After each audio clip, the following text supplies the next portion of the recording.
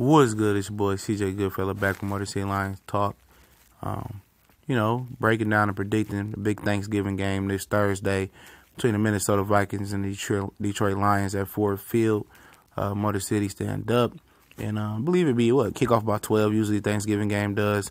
And it's a critical game, man, for the Detroit Lions.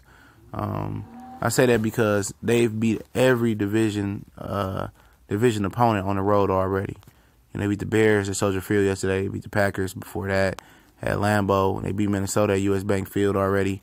And the Vikings are 2 games up on them, in the loss column. They 8-2. The Lions are 6-4. Virtually it's really a one game. The Lions beat them once. So the Lions can take it. If it comes down to a tiebreaker, make them 8-3, and they can go to 7-4.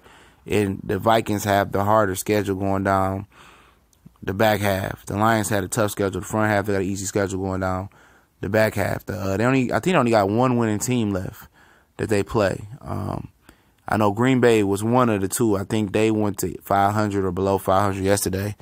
500 or so. We'll see, man. But as far as, we remember the first game, Dalvin Cook had some success running it.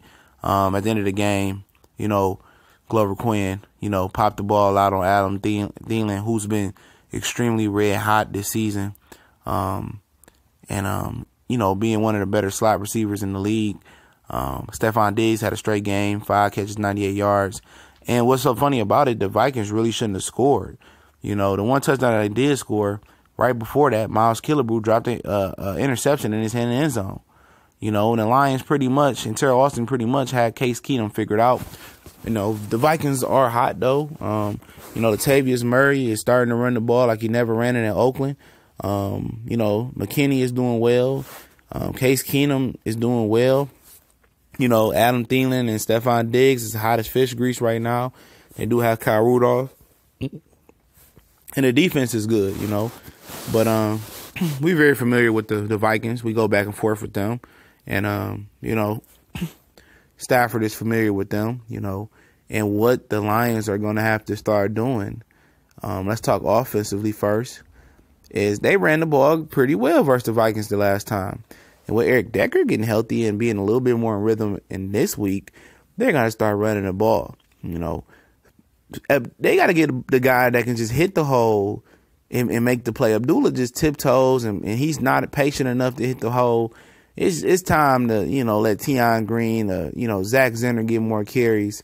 Zach Zenner just in there for pass protection. Or, get Theoretic more carries. He's able to hit the hole and get positive yardage. Abdullah, it's one thing to get him going on the edge and, toss and stretch plays and stuff of that nature. But, that's just not getting him going north. You got to get him going north and south because he already wants to bounce everything to the outside. So why is you giving him outside runs? You know what I'm saying? But, they got to run the ball north and south. And I think it's featuring more Theoretic, more Zach Zenner, in my opinion. And they got to start featuring Golden Tate in the slot. Take advantage of a number one guy in the slot that actually can go deep and actually can work the middle. It's time to take advantage of that. We've seen yesterday when Minnesota was double teaming Theoretic out the backfield. They was bracketing Golden Tate as well. And if you get them double teaming on now with Kenny Galladay, and you got TJ Jones, who's been outstanding this year, and Marvin Jones starting to make some plays, it's time. It's time to start abusing the middle of the field with, Ebron, Golden Tate, and Theoretic. Start loading that up, man. And then you can get some in and out routes going. You seen a double route with Marvin Jones on the outside. You seen Kenny Galladay make a lot of plays. It's time to start getting creative. It's time to start abusing your slot receiver and even lining Theoretic up in the slot and start abusing Ebron and Golden Tate and Theoretic in the middle of the field and letting Marvin Jones, TJ Jones, and Kenny Galladay work the outside of the field. If you're able to dominate the middle of the field, down the field, the post routes and the deep routes and the comeback routes will open up. You know what I'm saying? And I think it's time for that. It's time to start abusing Golden Tate with screens, with a lot of drag routes in the middle. If you want to go in and out routes, some out routes, and then flood the middle of the field with Theoretic and and Eric Ebron, and then mix it up with those three. Take Ebron and Theo and occasionally Amir Abdullah. It's time to start doing that and abusing the middle of the field, loading it up, and then opening it up on the outside, and your running game will start working a little bit more. Defensively, it's just doing what you guys did the last time for the Lions defense.